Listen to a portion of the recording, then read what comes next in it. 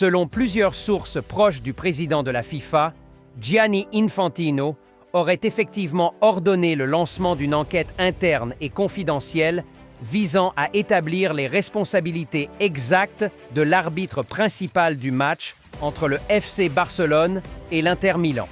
Cette enquête, selon El País et The Independent, aurait pour objectif de comprendre les raisons profondes qui ont mené à une série de décisions contestées et d'identifier d'éventuels manquements éthiques ou protocolaires.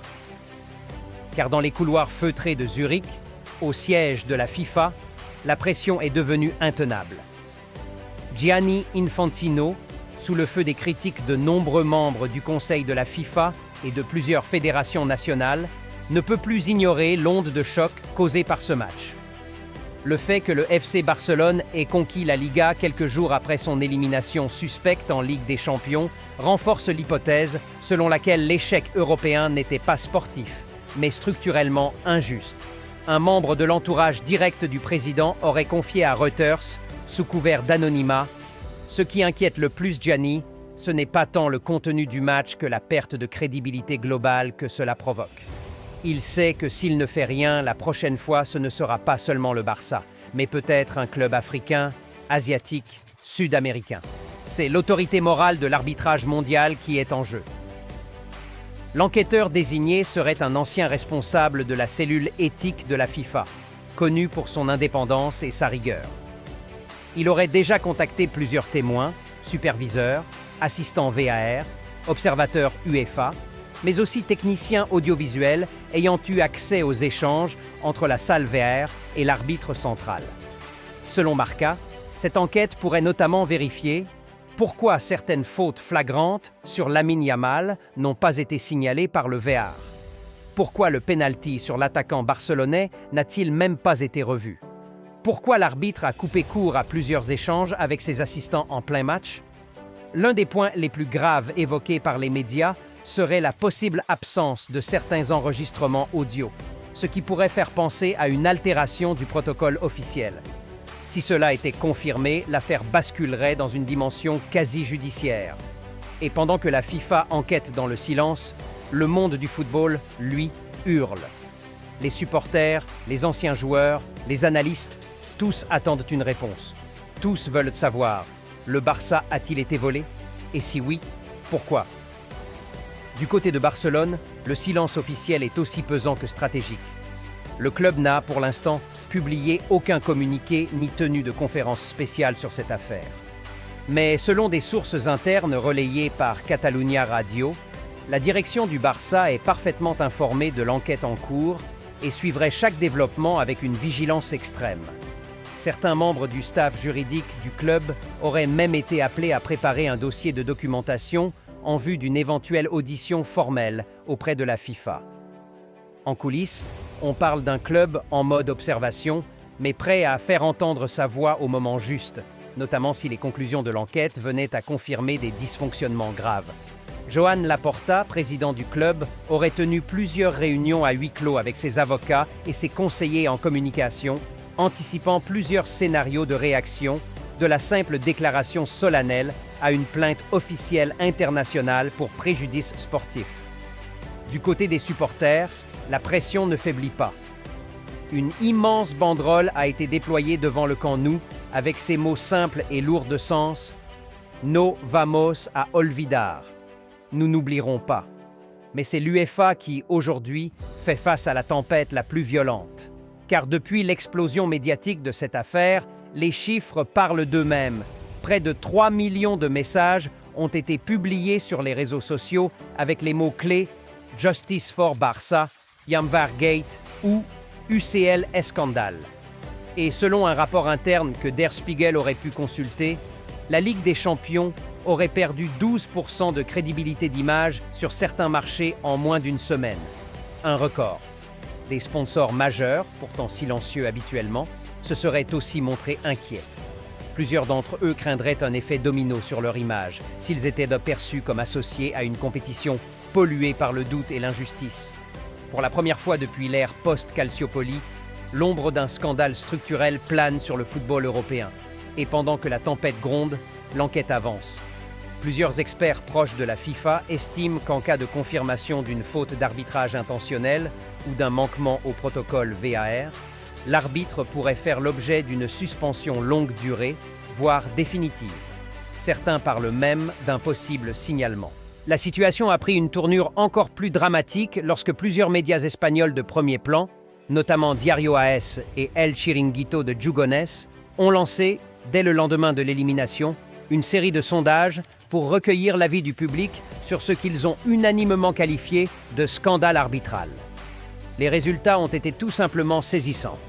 Selon les chiffres rapportés, une majorité écrasante des supporters ayant répondu aux enquêtes expriment non seulement leur colère, mais demandent également que des sanctions pénales soient envisagées. Oui, des sanctions pénales. Un mot rarement entendu dans l'univers du football lorsqu'on parle d'arbitrage. Et pourtant, près de 64% des participants au sondage lancé par AS estiment que l'arbitre responsable de l'élimination du Barça devrait répondre devant la justice pour ses actes. Une minorité, certes plus radicale, va jusqu'à réclamer une peine de prison ferme, tant la sensation d'injustice est devenue viscérale, insupportable, inacceptable. Cette explosion émotionnelle est le reflet d'un sentiment de trahison profond. Pour beaucoup, il ne s'agit plus d'un simple match de football mal arbitré.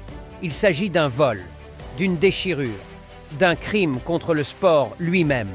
Des hashtags comme Justicia para el Barça, pour Barcelonada ou encore pour arbitrage criminal ont envahi Twitter, X, Instagram et TikTok.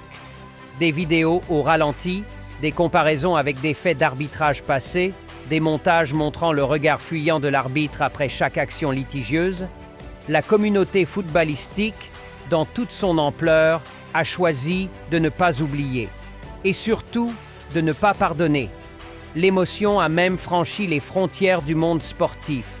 Des figures publiques, des journalistes généralistes, des politiciens locaux catalans ont pris la parole pour dénoncer ce qu'ils considèrent comme une atteinte à la dignité d'un club historique et de millions de supporters.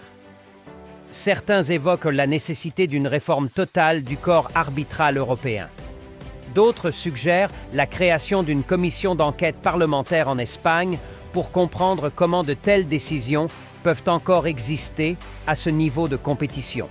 En parallèle, la pression populaire grandit sur la FIFA.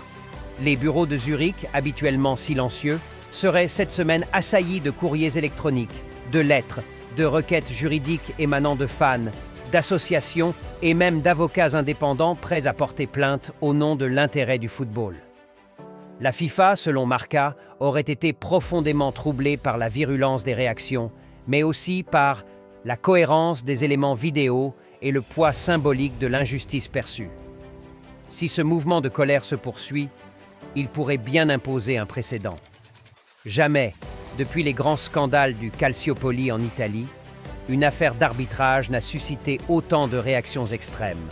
Le mot « prison », utilisé par certains supporters comme un cri de détresse, est révélateur d'une rupture profonde entre les fans et les institutions qu'ils accusent désormais de ne plus protéger la vérité du terrain.